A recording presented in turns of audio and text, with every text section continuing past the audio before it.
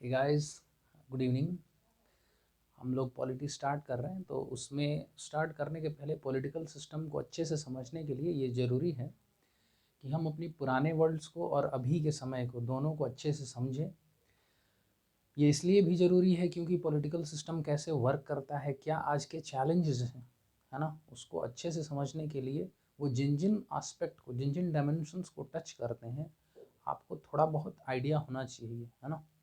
उस क्रम में हमने कुछ पैरामीटर्स लिए हैं जिसके आधार पे पुरानी वर्ल्ड को और आज के वर्ल्ड को दोनों को कंपेयर किया है ना। जैसे कि पहला लिया सोसाइटी। अब देखो, पहले की सोसाइटी में आपने वर्ना सिस्टम सुना होगा, है ना। तो वर्ना सिस्टम में क्या था? Privilege by birth.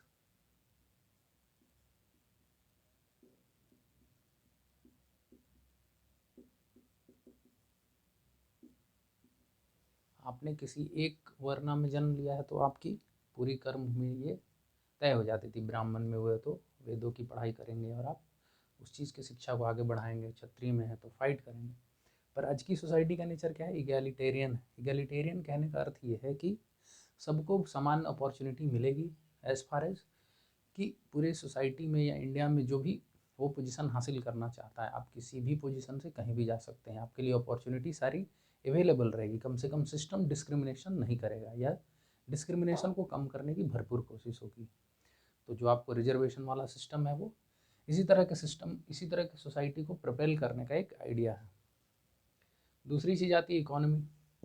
इकोनॉमी पहले कैसे हुआ करता था? सिंपल, और अब है कॉम्प्लेक्स। मीनिंग ये है कि एडमिनिस्ट्रेशन में जो भी ऑफिशियल्स पोस्टेड होते हैं या जो भी मिनिस्टर्स होते हैं वो डे टू डे लाइफ में इकोनॉमी को भी डील करते हैं। तो इकोनॉमिक सिस्टम पहले सिंपल हुआ करता था। अगर आप इसको एग्जांपल से समझिए कि बार्टर सिस्टम है, जिसमें टमाटर की जगह पे अगर आपको गेहूँ चाहिए तो आप उसको सामान के थ्रू एक्सचेंज करते थे, ना कि बीच में मनी सिस्टम नहीं था।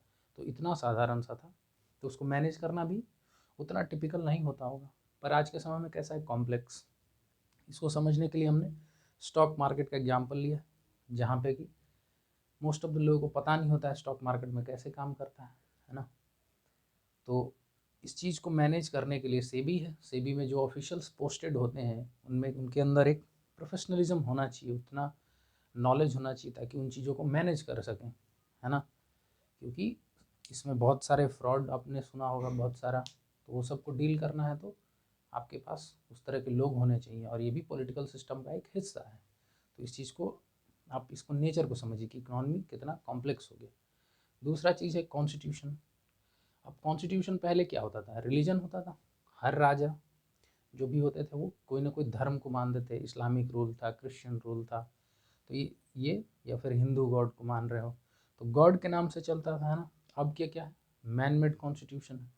इसमें डिफरेंस बताने का अर्थ ये है कि ये जो रिलीजन बेस्ड होगा वो किसी न किसी रिलीजियस टेक्स्ट के आधार पे होगा, और रिलीजियस टेक्स्ट माना जाता है कि डिवाइन इंटरवेंशन से बना है।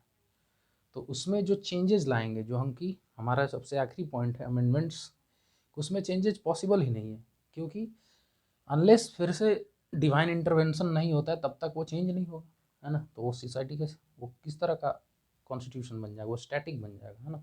चेंजेस नहीं होंगे। लेकिन अगर मैन मेड है तो अपनी ज़रूरतों के हिसाब से हम चेंज करेंगे, तो इसलिए वो डायनामिक इस चीज़ को रिफ्लेक्ट करेगा। जैसा कि आप इसको समझने के लिए देख सकते हैं कि जो अम्बेडकर जी के द्वारा बनाया गया हमारा संविधान है, वो अब उसमें बहुत सारे चेंजेस लाए गए हैं। अब तक वो 104 अमेंडमेंट्स कॉन्स्टिट्यूशनल अमेंडमेंट हो चुके हैं उसमें, है ना।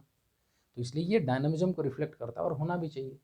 क्योंकि जिस समय में लोग रहते हैं उस समय के एस्पिरेशंस को अगर नहीं रिफ्लेक्ट किया जाएगा तो फिर फ़ायदा क्या है वैसे कानून का।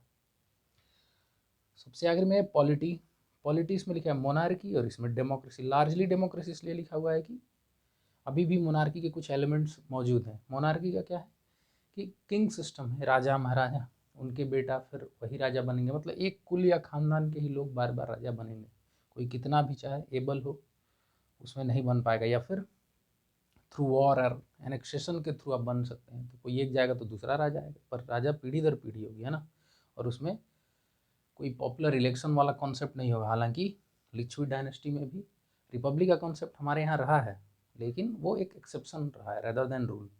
और अब का क्या है? रूल। अब डेमोक्रेसी है तो लार्ज जो इकोनॉमीज़ हैं वो मोस्टली डेमोक्रेसी की तरफ जा रही हैं, झुकाव भी उसी तरफ है। तो ये एक ओवरव्यू पिक्चर है पॉलिटिकल सिस्टम के जो भी वर्किंग एनवायरनमेंट है उसके अंतर्गत ये सब इम्पोर्टेंट एलिमेंट्स हैं जिनके अंदर वो लोग काम करते हैं, इसलिए मैंने इस चीज़ को एक बेस बना के डिफ्रेंशिएट किया। Thank you.